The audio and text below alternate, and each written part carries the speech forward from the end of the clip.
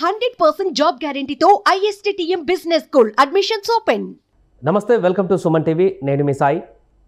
ఆంధ్రప్రదేశ్లో ప్రభుత్వం పూర్తిగా గతంలో జరిగినటువంటి అవినీతి కానీ ప్రస్తుతం జరుగుతున్నటువంటి అవినీతి పైన ఫోకస్ పెట్టింది. దానిలో భాగంగా మంత్రి నాదెండ్ల మనోహర్ చేసినటువంటి తనిఖీలలో కాకినాడలో భారీగా అవినీతి అక్రమాలు జరుగుతున్నట్టుగా, అక్రమ బియ్యం తరలిస్తున్నట్టుగా గోదాములలో సంచలనమైనటువంటి విషయాల్ని వెల్లడయ్యాయి. ఇవన్నీ ఎక్కడి నుంచి తరలిస్తున్నారు, అసలు అక్కడ అంత బ్లాక్ దందా ఎలా కొనసాగుతుంది, దీనికి సంబంధించి మనం మాట్లాడదాం. మనతో పాటు Suman TV news chief editor Keshav గారు ఉన్నారు. కేశవ్ గారు నమస్తే. నమస్తే. సో కాకినాడ గోదాములలో భారీగా బియ్యం అక్రమంగా అక్కడ నిల్వ చేసినటువంటి పరిస్థితి, ఇంకా చాలా దీని వెనుక అవినీతి, అదేవిధంగా పెద్ద దందాలు ఉన్నాయనేటువంటి విషయం కూడా తెలుస్తుంది. ఎవరున్నారు దీని వెనుక, అసలు ఇంత మొత్తంలో ఆ గోదాంలో నిల్వ చేయడానికి గల కారణాలు ఏంటి, గత ప్రభుత్వం పట్టించుకోలేదా, ఏం జరిగింది అసలు? ఇప్పుడు పౌర సరఫరాల శాఖ మంత్రిగా బాధ్యతలు నిర్వహిస్తున్నటువంటి నాదెండ్ల మనోహర్ గారు, ఆయన ఆ శాఖ కేటాయించిన మొదటి రోజు నుంచే పౌర సరఫరాలు అంటే ఏంటి, ప్రజలకి ప్రభుత్వం సరఫరా చేసేంటి నిత్యావసరాలు అంటే కిరోసిన్, మంచి నూనెల దగ్గర నుంచి పప్పులు, ఉప్పులు, బియ్యం వరకు ప్రభుత్వం ఒక తక్కువ ధరకి 2 రూపాయల కిలో బియ్యం అమలు చేసేది కూడా ఈ శాఖే కదా. సో అట్లా అన్నిటినీ కూడా నిత్యావసరాలని తక్కువ ధరకి సామాన్యులకు అందుబాటులో తీసుకొచ్చేటువంటి ప్రయత్నం చేస్తుంది. సో ఆ శాఖ బాధ్యతలు తీసుకున్నప్పటి నుంచి కూడా చాలా చోట్ల ఆకస్మిక తనిఖీలు అసలు మొదలుపెట్టింది ఆయనే. అవును. ఫస్ట్ మినిస్టర్గా ఛార్జ్ తీసుకున్న వెంటనే తెనాలిలో ఉన్నటువంటి, ఎందుకంటే ఆయన సొంత నియోజకవర్గం, తెనాలిలో ఉన్నటువంటి గోడౌన్స్ అన్నింటిలో కూడా తనిఖీలు చేశారు. అక్కడ ఒక ఫైండింగ్ అంటే అక్కడ ఒక అంశం వెలుగులోకి తీసుకొచ్చారు. కిలో కందిపప్పులో 900 గ్రాములే కందిపప్పు ఉంటుంది అనేటువంటి విషయాన్ని ఆయన వెలుగులో తీసుకొచ్చారు. తర్వాత వంట నూనెల్లో కూడా 100 గ్రాములు తక్కువ ఉండడం, ఇలా చాలా వాటిల్లో 190 గ్రాముల వరకు తక్కువ ఉండడం అనేది ప్యాకింగ్లే దానికోసం తయారు చేశారు. అంటే 1 కిలోలో 100 గ్రాములు తగ్గిందంటే కొన్ని వేల మెట్రిక్ టన్నులని గవర్నమెంట్ సప్లై చేస్తుంది. ప్లస్ ఇంకొక విషయం కూడా చెప్పారు, రాయలసీమలో ఉత్పత్తి అయినటువంటి పప్పు ధాన్యాలని ఉత్తరాంధ్రలో సప్లై చేస్తున్నారు. ఇక్కడి నుంచి అక్కడికి ట్రాన్స్పోర్ట్ ఛార్జ్ చేస్తున్నారు. ఉత్తరాంధ్రలో తయారైనటువంటి అంటే ఉత్పత్తి అయినటువంటి పప్పులు కానీ, ఉప్పులు కానీ, ధాన్యాలు కానీ, ఏవైనా కానీ అవి తీసుకొచ్చి రాయలసీమ, నెల్లూరులో సప్లై చేస్తున్నారు. వీటికి మళ్ళీ ట్రాన్స్పోర్ట్ ఛార్జ్ చేస్తున్నారు. సో ఇది ఒక పెద్ద స్కామ్ అని ఆ రోజే చెప్పాడు ఆయన. తర్వాత మళ్ళీ 2 దశలుగా ఆయన చేసినటువంటి తనిఖీలు, ఇప్పుడు ప్రత్యేకంగా పిఠాపురం, కాకినాడ, ఈ పరిసర ప్రాంతాలన్నింటిలో తనిఖీలు చేసిన తర్వాత ఫైనల్గా ఇచ్చినటువంటి కన్క్లూజన్ ఇవాళ ఏంటంటే, కాకినాడ కేంద్రంగా బియ్యం అక్రమ రవాణా జరుగుతుంది అనేది తేల్చి చెప్పారు. ఆయన ఓపెన్గా మీడియాకి అనౌన్స్మెంట్ ఇచ్చారు. 7,615 మెట్రిక్ టన్నుల బియ్యం అక్రమ రవాణా జరిగినట్టుగా ఒక అంచనా వేశారు.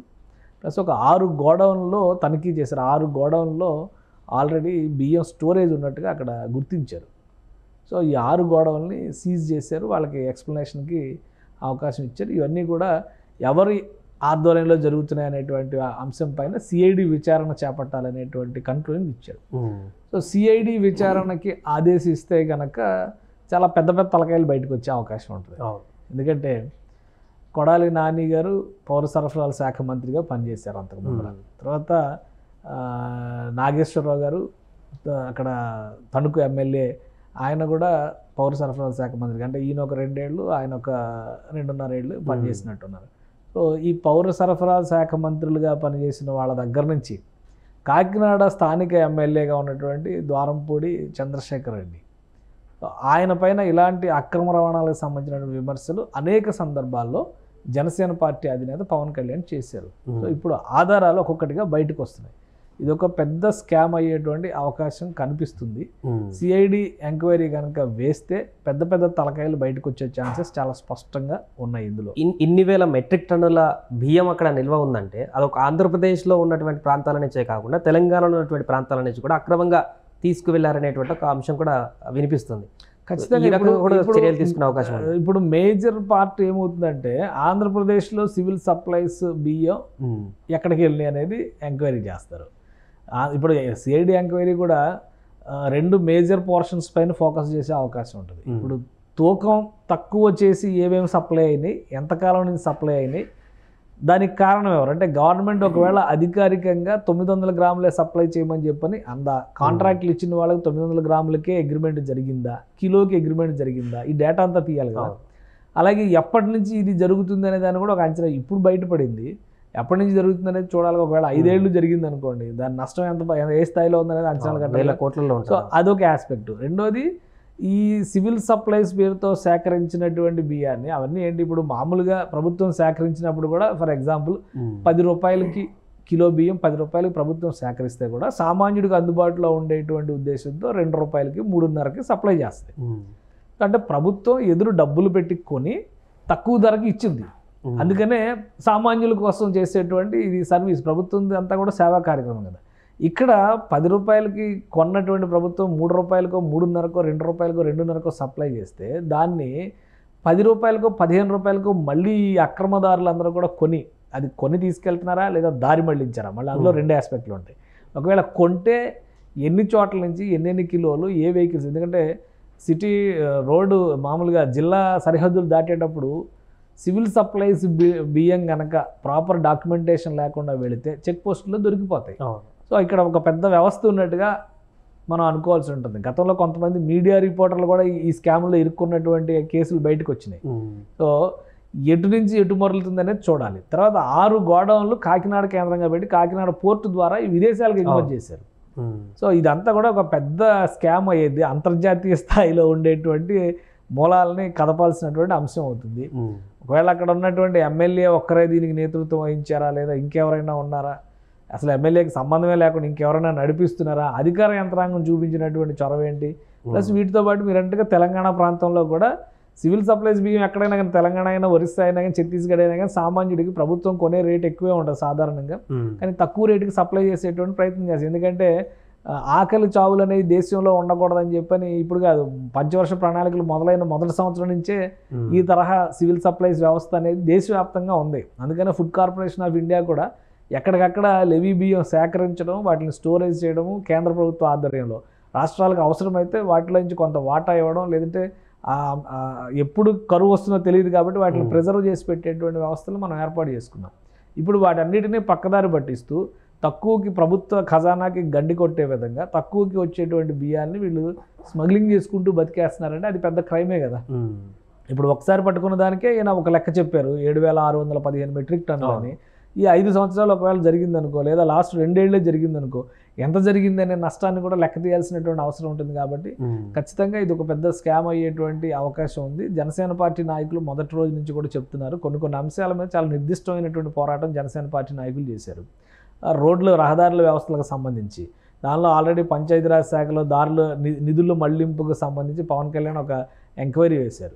సో అసలు విజిలెన్స్ డిపార్ట్మెంట్ ఇటువంటి అక్రమ రవాణాలపైన ఫోకస్డ్గా ఉండాలి. విజిలెన్స్ డిపార్ట్మెంట్ ఏం చేసింది, వాళ్ళు ఎంతవరకు సహకరించారు, తర్వాత సివిల్ సప్లైస్కి సంబంధించినటువంటి అంశం పైన ఫోకస్ చేశారు. అలానే చాలా చోట్ల సాంఘిక సంక్షేమ హాస్టళ్లకు సరఫరా చేసేటువంటి బియ్యాలు కూడా లెక్క రాసింది ఒకటి, సరఫరా చేసింది మరొకటి అనేటువంటి అంశం వస్తుంది. సో ఇవన్నీ కూడా సివిల్ సప్లై శాఖ పరిధిలో జరిగినటువంటి అక్రమాలుగా కనిపిస్తున్నాయి. వాటన్నిటిని తవ్విదీసే పనిలో మాత్రం నాదెండ్ల మనోహర్ గారు బిజీగా ఉన్నారు. ఇప్పుడు అంతర్జాతీయ స్థాయిలో కూడా దీన్ని తరలించేటువంటి అంత మార్జిన్ ఉంటుందా ఈ బ్లాక్ దందా చేసేటువంటి వారికి?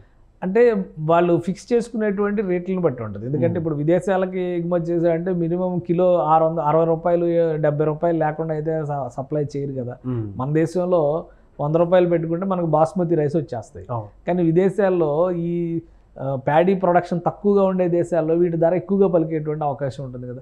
సో ఇక్కడ 10 రూపాయలకి కొన్నా కానీ ఒకవేళ ఎగ్జాంపుల్ డైవర్ట్ చేసేటువంటి క్రమంలో కిలోకి 10 రూపాయలు చెల్లించి వీళ్ళు గోడౌన్లోకి కలెక్ట్ చేసి పెట్టుకున్నా కానీ 90 రూపాయలు లాభం కడుతుంది కదా ఒక కేజీ మీద. సో అది 1 కేజీ 2 కేజీలు 1 బస్తా 2 బస్తా సప్లై చేయరు కదా, 1000 మెట్రిక్ టన్నుల లెక్క కనిపిస్తుంది కదా. సో అందుకని భారీ మార్జిన్లోనే ఉండేటువంటి అవకాశం ఉంటుంది. అందుకనే వీళ్ళు ఫోకస్ చేస్తున్నట్టుగా కనిపిస్తుంది. అలానే కొన్ని దేశాల్లో అసలు వరి పండనటువంటి దేశాలకి ఇది ఒక అమృతంలా కనిపించేటువంటి అవకాశం ఉంటుంది. మన రాష్ట్రంలో సప్లై చేసినటువంటి సివిల్ సప్లైస్ ఇచ్చినటువంటి ధాన్యాన్ని కూడా అన్నం వండుకోవడం కంటే కూడా దోశలు వేసుకోవడానికి ఎక్కువ ఉపయోగిస్తారనేటువంటి ఒక నానుడు ఉంది. ఎందుకంటే అది వండితే కొంచెం గట్టిగా ఉంటుంది అవి మెతుకులు అనేటువంటి ఉద్దేశంతో ఇంట్లో అన్నం వండుకోవడానికి వేరే బియ్యం వాడతారు, ఈ బియ్యాన్ని ఇంకో రకంగా ఉపయోగిస్తారు. అలానే సామాన్యులు కూడా ఆ బియ్యం తీసుకున్నాక పక్కింటి వాళ్ళకి అమ్ముకునేటువంటివి మామూలుగానే కూడా ఉంటాయి. సో అది మార్చాలనే కదా సన్న బియ్యం అనేటువంటి నినాదం తీసుకొచ్చారు. సన్న బియ్యాన్ని పక్కన పెట్టి లాస్ట్ టైం గవర్నమెంట్ సేకరించినటువంటి దానిలో కూడా 2 కేటగిరీలు సన్న బియ్యం దొడ్డు బియ్యం 2 సేకరించారు. ఇప్పుడు దారి తప్పిస్తున్నవి సన్న బియ్యమా, సామాన్యులకి అయితే దొడ్డు బియ్యమే ఇస్తున్నారు కదా. సన్న బియ్యం ఇస్తామని మేము ఎప్పుడు చెప్పలేదని కొడాల నాని గారు కూడా ఒకరోజు మీడియా ముందర ఫైర్ అయ్యారు. సో ఇవన్నీ చూసినప్పుడు సన్న బియ్యం సేకరించి అవి విదేశాలకి, దొడ్డు బియ్యం సేకరించి సామాన్యులకి ఇచ్చారా, ఇవన్నీ కూడా విజిలెన్స్ ఎంక్వైరీలో కానీ సిఐడి ఎంక్వైరీలో కానీ బయటికి రావాల్సినటువంటి అంశాలు. సో ఎవరిని ఏ విధంగా మోసం చేశారనేది క్లారిటీ రావాలి. ఇప్పుడు సివిల్ సప్లైస్ శాఖకు పెట్టినటువంటి వెహికల్స్ అన్ని పాడైపోతున్నాయి, వాహనాలన్నీ, అది కూడా 100 కోట్లు ఖర్చు పెట్టే కొన్నారు. రాష్ట్ర ప్రభుత్వ ఖజానా నుంచి ఎవరి జేబులో నుంచి పెట్టినవి కాదు. సో అవి అందులో కూడా ఏం జరిగింది అనేది కూడా బయటికి తీయాలి. నాదెండ్ల మనోహర్ గారు నెక్స్ట్ స్టెప్లో ఈ సప్లై పేరుతో, ఇప్పుడు వాలంటీర్ల వ్యవస్థ ఉంది కాబట్టి అన్నింటిలో మేము సప్లై చేస్తున్నాం ఇంటికి అన్నప్పుడు నిత్యావసర సరుకుల కోసం మళ్ళీ ఒక కొత్త వ్యవస్థను ప్యారలల్గా క్రియేట్ చేయాల్సినటువంటి అవసరం ఏముంది? సో ఎందుకు క్రియేట్ చేశారు, దాని వెనకున్న కథ ఏంటి, ఇవి కూడా తీస్తారు. ఫస్ట్ పార్ట్లో అయితే ప్రజలకు రావాల్సినటువంటి ధాన్యం కానీ, బియ్యం, ముఖ్యంగా బియ్యం కానీ, పప్పు ఉప్పులు కానీ ఇవన్నీ కూడా చెప్పిన లెక్క ప్రకారం తూనికల్లో లేవు, తూకం తేడా ఉంది. తర్వాత వచ్చినటువంటి బియ్యం కూడా దారి మళ్ళినటువంటి పరిస్థితి ఉంది. ఏకంగా 6 గోడౌన్లు ఒక్క కాకినాడలోనే సీజ్ చేశారంటే ఈ ఇష్యూ సివియారిటీ మొత్తం కూడా కాకినాడకి వెళ్ళి చుట్టుకుంటున్నట్టుగా కనిపిస్తుంది. సో ఖచ్చితంగా సిఐడి ఎంక్వైరీ కనుక వేస్తే చాలా విషయాలు బయటకు వచ్చే అవకాశం ఉంది. పెద్ద తలకాయలు కూడా బయటకు వస్తాయి.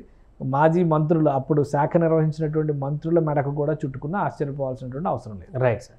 సో అది ప్రస్తుతానికి ఆంధ్రప్రదేశ్లో సివిల్ సప్లై మంత్రి చేసినటువంటి తనిఖీలో బయటపడ్డటువంటి ఈ భాగోతాలన్నింటినీ కూడా ఆయనే స్వయంగా మీడియాకు తెలియజేయడం జరిగింది. భారీ ఎత్తున ఈ సివిల్ సప్లైలో అవినీతి జరిగిందంటూ కూడా నాదెండ్ల మనోహర్ పేర్కొన్నారు. దీనికి సంబంధించి పూర్తి విచారణ చేస్తే ఇంకా ఎంతగా దీంట్లో అవినీతి జరిగింది అనేటువంటి విషయాలు అయితే బయటపడే అవకాశం ఉంది.